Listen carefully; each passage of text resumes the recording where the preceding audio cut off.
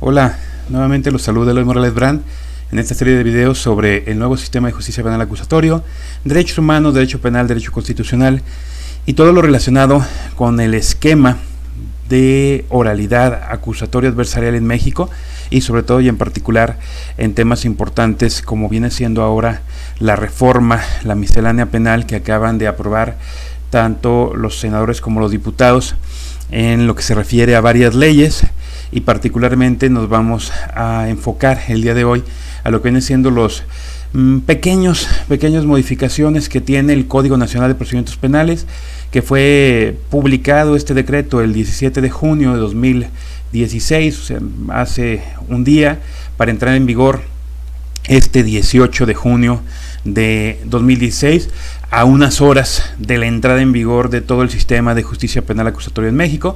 Debemos recordar que la reforma constitucional se hizo el 18 de junio de 2008, entró en vigor al día siguiente, y a partir de ese día siguiente se tuvieron 8 años para la implementación global, por lo que a partir de las 0 horas del 19 de junio de 2016 estará ya realmente en vigor todo el sistema de justicia penal acusatorio en México. Pues bueno, para no perder tiempo en esta cuestión, voy a enfocar las reformas. Hay varios artículos que son simples adecuaciones a términos y demás, algunos sí con cierta consideración, pero quiero enfocarme a los que considero yo más importantes en este esquema, sobre todo porque son cambios que la práctica ya venía haciendo, ¿no? A los jueces, a los fiscales, a los defensores que realmente entienden, comprenden lo que viene siendo los principios del sistema penal acusatorio, ya lo estaban poniendo en práctica. No necesitaban una especie de reforma clarificadora porque su interpretador era acorde a ese punto, pero había muchos otros que seguían con las dinámicas del sistema inquisitivo y que pues va a ser difícil que a pesar de la reforma cambien esas dinámicas en cuestión mental, pero ahora sí que en un país en donde a todo lo rifamos o lo buscamos a fuerzas en el positivismo, tristemente, pues por lo menos ya hay una reforma en cuestión positivista que obligará a estos actores a implementar o tratar de implementar adecuadamente este nuevo sistema penal. ¿En qué me quiero enfocar concretamente? Miren, los temas serían el acceso de la defensa a los registros de investigación, la intervención de comunicaciones privadas, la cuestión de la vinculación a proceso, ciertas reglas nuevas en medidas cautelares, también circunstancias sobre el descubrimiento probatorio en la etapa intermedia, algo que pasa por ahí con la duración de la prisión preventiva, y pues simplemente mencionar, y esto será motivo de otro video, pero lo menciono de una vez, que hay un apartado importante en lo que se refiere a la responsabilidad penal de personas jurídicas, tratando de hacer el asunto completamente autónomo a la responsabilidad penal individual, algo cuestionable por algunos, defendido por otros, pero que no va a ser tema en este momento. Me voy a enfocar a las otras dinámicas previamente que establecí. Primero, la cuestión de la defensa. Por ahí se modifica, si mal no recuerdo, el artículo 218 del Código Nacional de Procedimientos Penales, para clarificar algo que pues prácticamente todos o muchos habíamos entendido, pero otros no querían, y principalmente son los que luego operan este esquema, que los accesos a la investigación por parte de la defensa no solamente son cuando se ha citado el imputado o cuando éste se encuentra detenido, sino cuando se requiere realizar cualquier acto de molestia o afectación en su contra. Es decir, prácticamente en el momento en que dirija cualquier acto en su contra, una citación para una salida alterna, una citación para una posible negociación, para una entrevista, obviamente detenciones, o en su caso citación ante los jueces, etcétera, siempre deberá tener registros el imputado y su defensor. De lo contrario, ¿cómo pueden negociar, cómo pueden acceder, sobre todo cómo pueden oponerse a esos actos que puedan molestarlos o que puedan afectarlos? El segundo tema, decíamos, la intervención de comunicaciones privadas. ¿En qué sentido va la intervención de comunicaciones privadas? Interesante. Tanto la extracción de información de equipos móviles, celulares o de radiocomunicación, etcétera, como la localización geográfica en tiempo real. En el primer punto, un tema interesante es el asunto de que el artículo 291 del Código Nacional de Procedimientos Penales expresamente ya señala que si quiere extraer información tiene que recibirse una autorización por el juez de control. O sea, no lo puede hacer la autoridad nomás porque sí, sino que el juez de control tiene que autorizar que se haga esa extracción, porque finalmente forma parte de la comunicación privada. En lo que se refiere a la localización geográfica en tiempo real, el 303 de ahí del Código Nacional es modificado, por fin atendiendo muchas opiniones que se dieron en ese aspecto, para establecer que esta localización geográfica tiene que ser, como regla general, autorizada por un juez de control, no puede ser simplemente dirigida por el fiscal o la policía. Establece excepciones, principalmente cuando la integridad y la vida de la persona está en juego, en delitos de secuestro, de extorsión, de privación de la libertad, delincuencia organizada. En esos casos, en forma urgente, el fiscal o la fiscalía podrá autorizar, o más bien podrá solicitar a las compañías adecuadas que se le dé los datos de la localización geográfica en tiempo real, pero inmediatamente se tendrá que ratificar esta determinación por parte del juez para verificar que haya sido válida en su momento esa situación de urgencia. Es otro de los temas aquí importantes. Incluso por ahí había una acción de inconstitucionalidad de la Comisión Nacional de Derechos Humanos, existe todavía, perdón, y me parece que era uno de los puntos que impugnaba. Por lo menos aquí ya se subsana esa parte, pero todos los demás impugnados por la Nacional y algunos otros comentarios que en diversas ocasiones hemos hecho sobre el nuevo sistema, pues siguen por ahí volando. Pero bueno, continuamos. La vinculación al proceso tiene temas muy interesantes. Concretamente que el asunto de entender que el término constitucional se da desde que la persona está a disposición del juez. ¿Cuándo está la persona a disposición del juez? ¿En el momento en que es puesto a disposición detenida? ¿O cuando la persona llega al tribunal, se para en el tribunal y se inicia una audiencia inicial? Por ahí unos criterios en algunos estados, pocos, que hablaban de que el término constitucional para vincular este término de 72 horas o posibilidad de duplicidad de 144, si el imputado solicitaba cualquiera de los dos términos, recordemos que la vinculación como regla general se tiene que resolver en la audiencia, pero establecían que ese término se daba hasta que se formulara imputación y prácticamente solicitara la vinculación al proceso. Y entonces previamente a eso se diferían audiencias, se suspendían, se citaban nuevamente, bla bla bla, y se violaba constantemente el término constitucional. ¿Por qué digo constantemente? Porque es un término de la Constitución. Los términos de la Constitución se computan de momento a momento, no es cuando la autoridad quiera, y obviamente desde que iniciaba la audiencia, y sobre todo cuando estaba en libertad la persona, pero cuando lo ponían físicamente a disposición, cuando estaba detenida, desde ahí ya contaba el término constitucional. Entonces hay muchos casos en donde se ha violentado este término. Ahora se clarificó, no es que se incluyó en el Código Nacional, se les clarificó para entender el nivel constitucional, porque es algo que ya se tiene, insisto, desde la Constitución.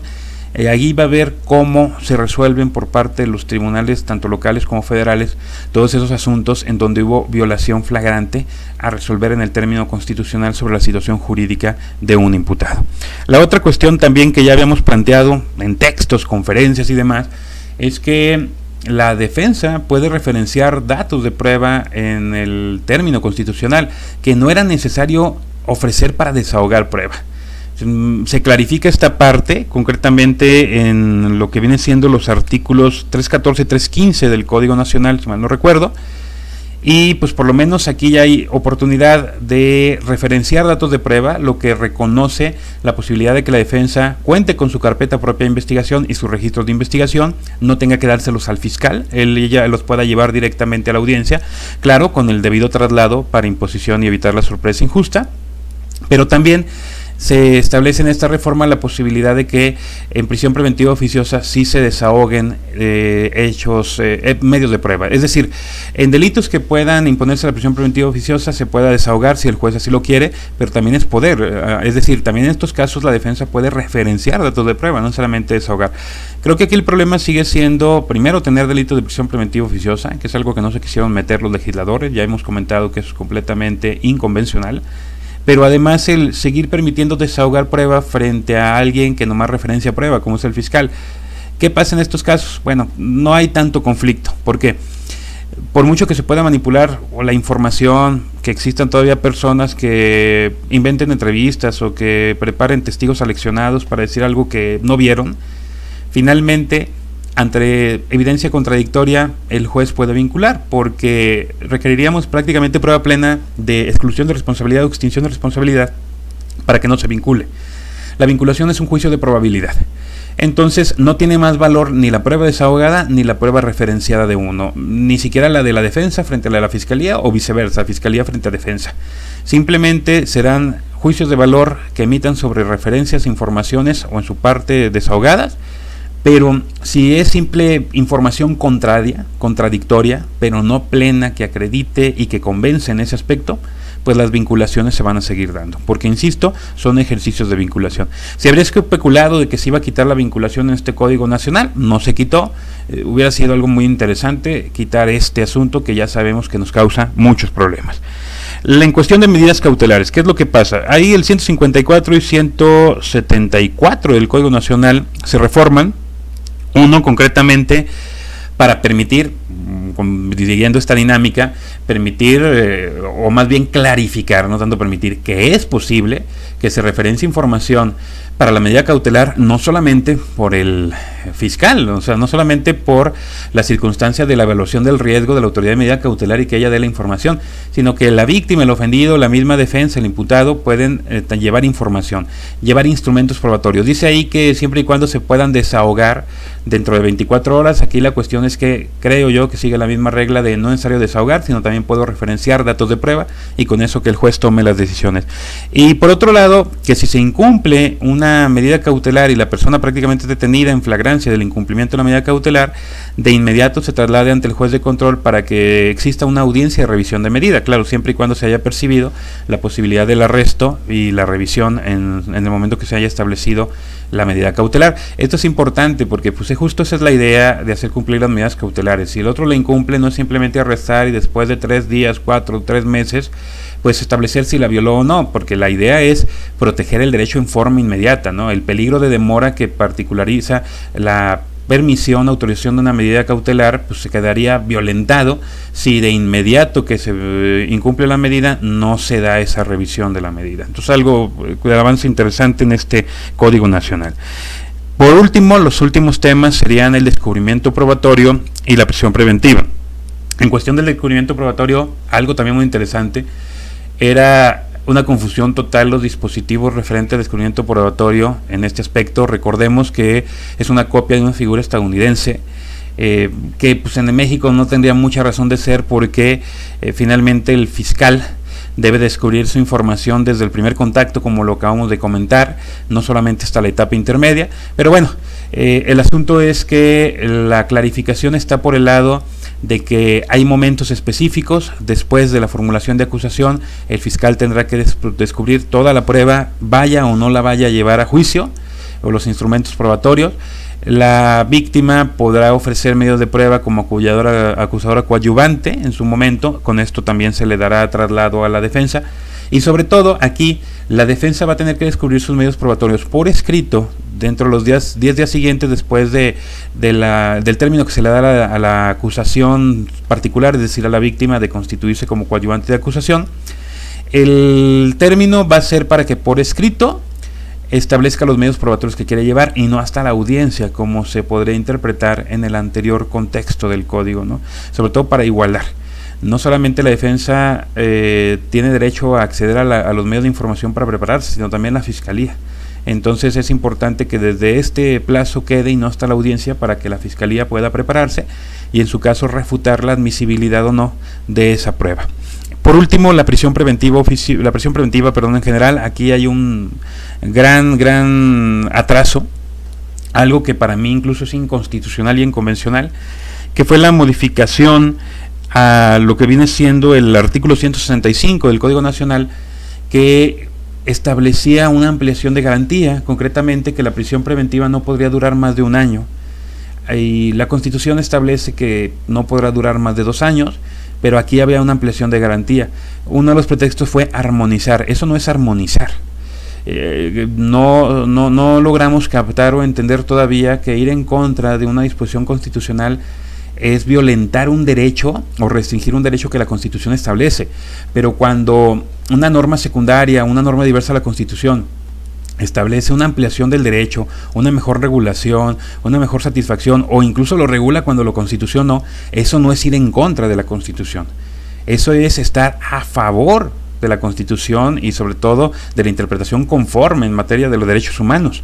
Entonces aquí tendríamos un avance en la cuestión de restringir la posibilidad de privar de la libertad solamente a 1 año, y ahora con la supuesta armonización de regularlo a 2, o sea, se violenta ese derecho progresivamente ganado, y es donde creo que el principio de progresividad y de protección pro homine a favor de los derechos humanos está violentado. Para mí este artículo 165 es inconstitucional y se debe de seguir aplicando la idea progresiva de que solamente como máximo un año una persona puede estar detenida en prisión preventiva. Recordemos que existe la presunción de inocencia y por mucho que se permita restringir, la regla general no es privar la libertad, y más si una persona apenas está siendo juzgada. Pero bueno, quedó así. Hay ahí por algunos otros artículos relacionados, de leyes relacionadas, que fueron principalmente adecuaciones de términos y sobre todo adaptaciones al Código Nacional y a otras normas que pues en su momento luego platicaremos de ellas. Pero quería dejar ya este video para, con esta nueva entrada en vigor a partir de mañana prácticamente, y sobre todo de la vigencia de este decreto a partir del 18 de junio de 2016, que es el día de hoy en que estamos grabando este video, pues ya tengamos mejores criterios para poder implementar, como dijimos, adecuadamente este nuevo sistema penal. Hemos terminado la aparente fase técnica de implementación, la terminaremos hoy a las 00 horas, a las 23:59 del 18, de junio, para las 00 horas del 19 de junio, y ahora empezamos con el periodo de ejecución real, directa y completa y de evaluación. Espero que este video, espero que estas pláticas, estos comentarios hayan sido de utilidad, y no me despido antes de pedirles invitarlos que nos sigan en Facebook y en Twitter, y nos vemos en la próxima con más de estos temas de nuevo sistema de justicia penal. Muchas gracias.